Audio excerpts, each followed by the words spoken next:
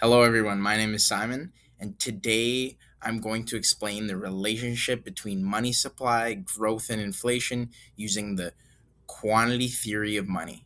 So, we'll start off with inflation. Inflation means a sustained increase in the overall price level in an economy, and then economists often link inflation to how quickly the money grows, quickly the money supply grows. So, inflation defined a sustained increase in the overall price level. And then the key framework is the quantity theory of money and explains how money supply affects price. Okay, so this is a core concept. Quantity theory of money.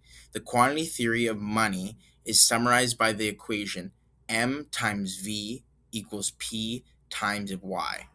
In this equation, M is the money supply, V is the velocity of money, P is the price level, and Y is the output or real GDP.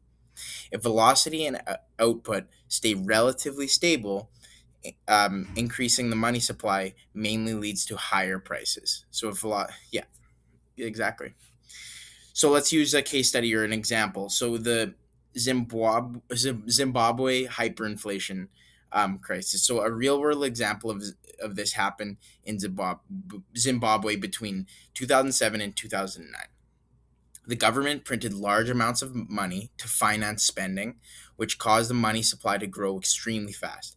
As a result, the country experienced hyperinflation and the prices rose dramatically.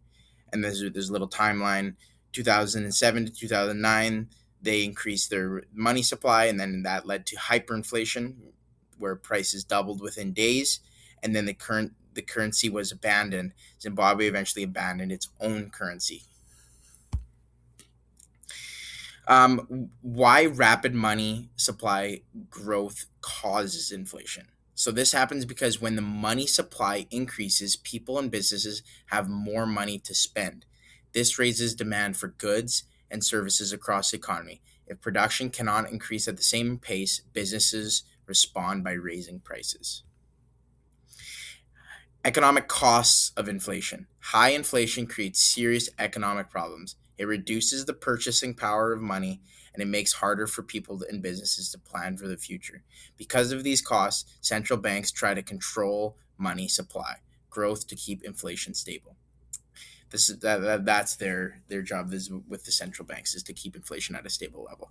So that is what everything for today. Thank you for listening to my presentation and have a great day.